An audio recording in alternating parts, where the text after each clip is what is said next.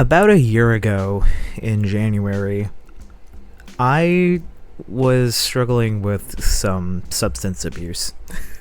Not anything hard like heroin or cocaine or whatever. It's like the most like normal fucking drug in the world, weed. There was not a time where I was sober, and it came to a point where I was smoking just so that I didn't feel the withdrawal symptoms. Now, quitting was really hard for me because even though it only takes maybe a couple weeks to reset your tolerance and fix yourself, I didn't want to do it. I was scared. I was suppressing thoughts in my head. I was suppressing the failure that I felt like. But with getting therapy and taking ADHD medication, it really helped a lot. I was able to get that stimulation that I was craving in my brain. I was able to vent in a place where I felt comfortable and safe, and I genuinely think that everybody should go to therapy at least once or twice in their life. With that being said, there was this Family Guy slop channel that put the bare minimum of effort into its content that I really, really liked while I was going through that tolerance break last year. It wasn't challenging content. It wasn't the greatest content, but I grew fond of it, and I'd sometimes fall asleep to their videos. That YouTube channel was Cartoon Seth. Cartoon Seth was along other YouTube channels that mostly made very, very safe and stale, predictable content. Like all the times Meg was a psycho, or all the times Peter should have gone to jail, or something like that. It was literally just clips of the show, but with some commentary in between. But over time, as their channel really started to pick up, they started to make actual content. Like, they were actually putting effort into their thumbnails now. They were actually putting effort into their editing. They actually were really going and diving into the deep details about Family Guy, the show. I mean, I know it's not the greatest show on the entire planet, but it had some pretty great video essays on there, and I really, really liked them.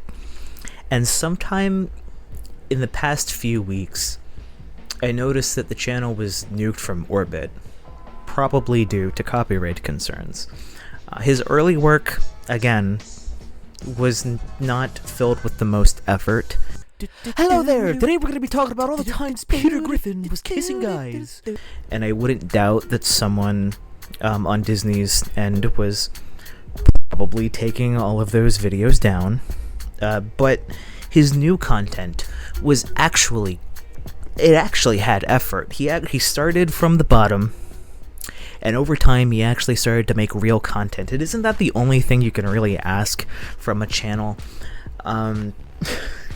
He used this voice filter that made his voice sound really deep and sexy, and it really helped me fall asleep sometimes. And then he stopped. Every now and then, at least. Every other video he would use his real voice, and I really think that showed that he wasn't really insecure about his content anymore. I mean, I know I'm taking this stupid Family Guy slop channel really, really seriously, but I really grew to like this channel. Because it really helped me while I was trying to kick some stupid addiction. I guess you could say I formed a parasocial relationship with this channel. Cartoon Seth, you can't find anything related to his channel now.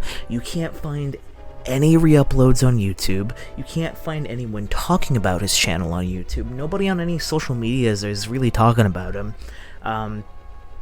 It's like he just kind of showed up for a year and then stopped existing. It's just the weirdest shit.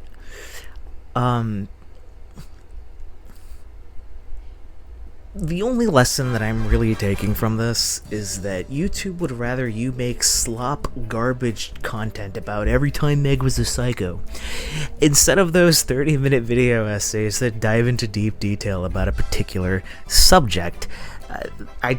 Why is it that sloppy, shitty content on YouTube always prevails? Slop always gets recommended in my feeds, no matter how many times I try to say I'm not interested in it.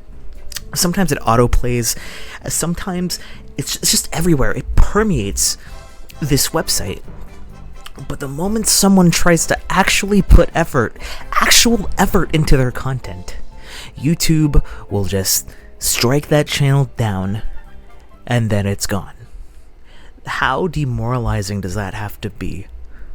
This doesn't just happen to some creators. It happens to a lot of creators. It's been happening to a lot of creators for the past 10 years, for fuck's sake. Actual content on this platform always manages to be the damnation of you. That's all I really wanted to say. I kind of miss Cartoon Seth's channel. It wasn't the best channel, but I think it was getting there, and I really hope that this channel comes back, or is unbanned, or whatever.